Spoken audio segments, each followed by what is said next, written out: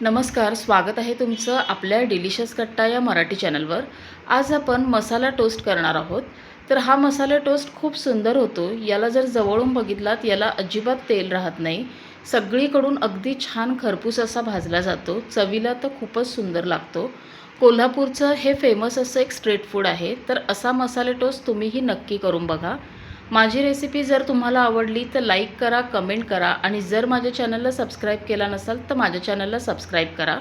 तर चला आता हा मसाला टोस्ट कसा करायचा आहे ते बघूया। मसाला टोस्ट करण्यासाठी असा आपल्याला पेटी पाव घ्यायचा आहे। कुठल्याही बेकरीत अगदी सहज मिळतो। आता आपण याला कट करायचं आहे। कट करताना खूप त्याच्या पातळ स्लाइस नाही करायचे आहेत। थोडंसं जाडीवर आपल्याला याला कट करून घ्यायचं आहे, कारण मसाला टोस्ट हा थोडासा जाड स्लाइसचा करतात। आता हे बघा, इथे मी असं याला कट करून घेतलं आहे। आता अजून थोडा ब्रेड मी असा अगोदर कट करून घेते। आता इथे थोडा ब्रेड मी असा कट करून घेतला आहे। आता याला लावण्यासाठी एक बॅटर तयार करून घेऊया। आता ब्रेडला लावण्यासाठी आपल्याला एक बॅटर बनवायचं आहे। तर हे मी 1 कप बेसनचं पीठ घेतलं आहे, म्हणजे आपलं चणा डाळीचं पीठ आहे। त्याच्यामध्ये 1 ते 1.5 चमचे आपला कांदा लसूणची चटणी घालायची, अर्धा चमचा हळद, आता तिखट तुम्हाला जसं आवडतं आहे तसं घाला, अर्धा चमचा गरम मसाला घालायचा, 1 चमचा धने जिरे पावडर घालायची, 1 चमचा ओवा मी हातावर असा थोडा चुरून घेतला आहे तो घालायचा, 4-5 लसणाच्या पाकळ्या आणि थोडंसं आलं चेचून घेतलं आहे ते घालून घ्यायचं, हिंग घालायचा आणि कोथिंबीर चिरून घालायची याच्यात। आता याच्यात चवीप्रमाणे मीठ घालून घ्यायचं। आता हे सगळं चमच्याने मिक्स करून घ्यायचं आणि याच्यात थोडं थोडं पाणी घालायचं आणि आपल्याला याचं एक बॅटर तयार करायचं आहे। फक्त पाणी थोडं थोडं घालायचं, कारण आपल्याला हे मिश्रण पातळ नाही करायचं। याचं कोटिंग आहे ते ब्रेडवरती व्यवस्थित बसायला पाहिजे, इतपतच आपण हे पाणी घालायचं याच्यात।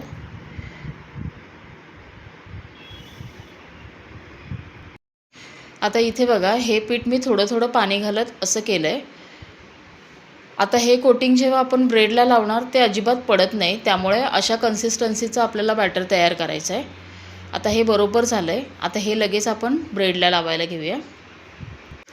आता इथे एक ब्रेडची स्लाइस घ्यायची आणि त्याच्यावर अगदी पातळ अशी याची लेयर लावायची आहे, जाड लेयर लावायची नाही। अगदी हे पीठ असं पातळ पसरायचं आहे। आता बघा, हे पीठ अगदी परफेक्ट झालं आहे, म्हणजे आपण जेव्हा ते ब्रेडला लावतो आहे तर ब्रेडवरून ते पडत नाही आहे, ब्रेडला व्यवस्थित चिकटतं आहे। आता हे ब्रेडच्या सगळ्या बाजूंनी पीठ व्यवस्थित लावायचं आहे। हे अगदी झटपट होतं, टेस्टलाही खूप छान लागतं, त्यामुळे असं नक्की करून बघा। आता ह्या कडांनाही असं लावून घ्यायचं, फक्त सगळीकडून पातळ लेयर लावायची।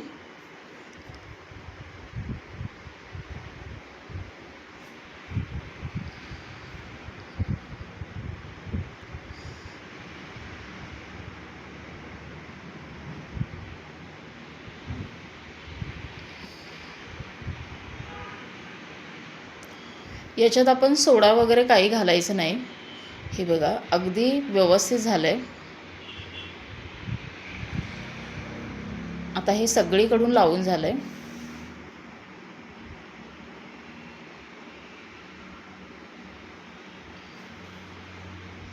आता इथे मी थोडे पांढरे तीळ घेतले। पांढरे तीळ ऑप्शनल आहे, तुम्हाला आवडत असेल तर घाला। थोडे पांढरे तीळ असे वरून घालायचे, म्हणजे खाताना ते छान लागतं। आता हे तेलात सोडूया। आता बाजूला तेल गरम करायला ठेवलं होतं, तेल व्यवस्थित गरम करून घ्यायचं आणि हे तेलात सोडायचं आहे।